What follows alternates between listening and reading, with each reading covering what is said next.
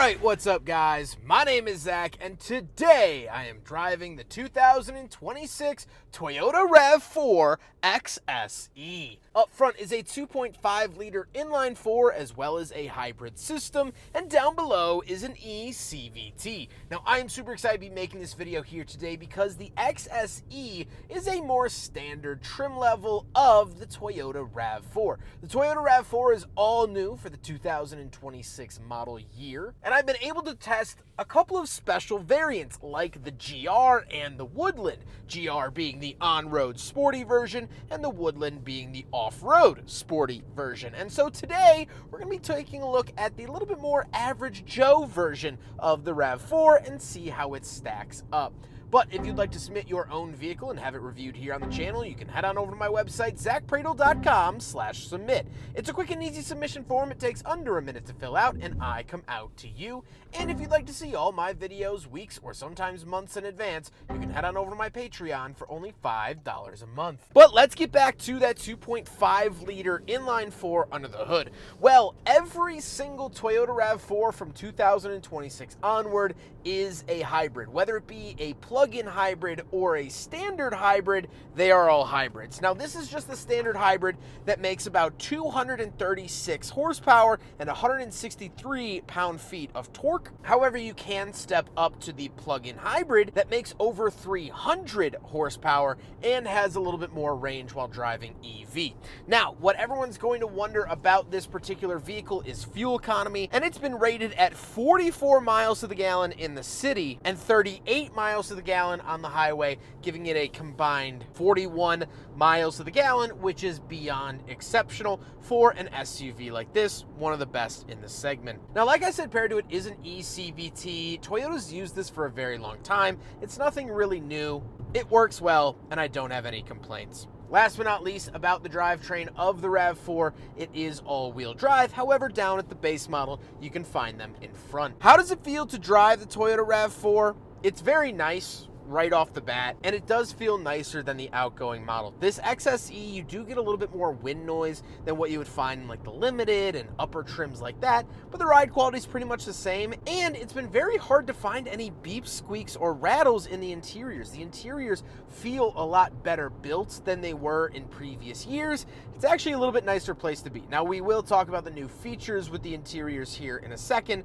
but it has been overall really nice. Visibility is good, and I don't have many complaints. With that stuff out of the way, let's talk about the interior. Well, in front of me, I have a completely digital gauge cluster. This is standard on every Toyota Rav4 26 onward, no more physical dials, and I think it looks nice, operates well, and it's pretty easy to see everything, which is definitely great. On the steering wheel, on the left, we do have our selectors for that gauge cluster screen, as well as our skip track and volume. And off to the right, we have our adaptive cruise control settings. To the left, we do have a climate control vent. We have our tailgate release and gauge dimmer switch. And moving on to the door, we have 2 levels of memory seats, power mirrors, power locks, and power windows. Moving into the center, this is an all-new infotainment display with a new infotainment system. So this is debuting for the 2026 Rav4, and it has some nice added features. One of the cool things is that all Rav4s now come with built-in dash cams. I think this is a really, really great feature to have and can be found all the way up and down the grade walk. It's clear, it works well. However, one thing you might dislike is that the fan speed and the climate options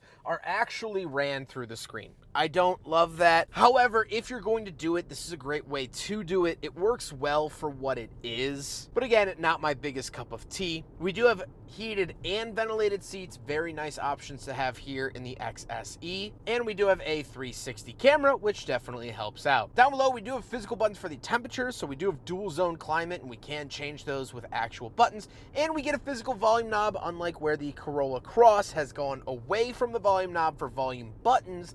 This still has a knob, which I prefer. Then we do have 2 climate control vents and the hazard switch, and we have our drive modes off to left along with EV mode. So for drive modes, you have normal, eco, sport, and custom, as well as there are trail and snow modes found off to the right. I really like the design of these buttons. I think the nice square look is pretty good. And we do have a wireless charger in the center. And then moving down below, interestingly enough, we have a 45-watt USB-C charger. The reason I say this is interesting is because I recently drove the GR Sport Rav4, and that only had a 15-watt.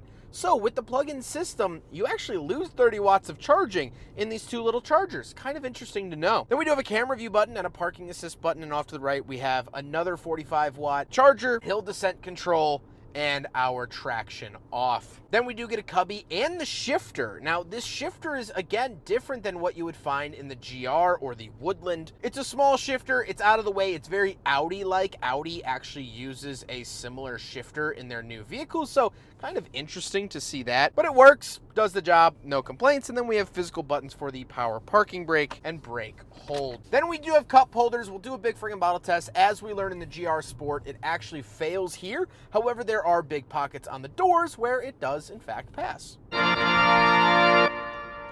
Then we move into the center console. Something cool about this is you could actually remove the lid and flip it upside down for like a little tray. I think that's pretty neat. And then you do have a USB-C in there as well, so plenty of chargers throughout the RAV4. However, up at the Limited, they actually have even more chargers in front of the passenger. The seats are comfortable. They are a mix of leather and cloth. They're heated, ventilated, power, and memory, and they've been comfortable enough with my time with the new RAV4 in all the different grades and generations. RAV4s have always been relatively comfortable enough to do the job, and that's how the seats feel here as well. However, speaking of seats, we do have back seats, so let's go do a back seat review. All right, so we're in the back of the all-new RAV4 2026 XSE, and a couple of things to note. First of all, 5'11", not a small guy. I fit back here pretty well. We do have two USB-C chargers, as well as two climate control vents. We do get a center console that folds down, two cup holders in there.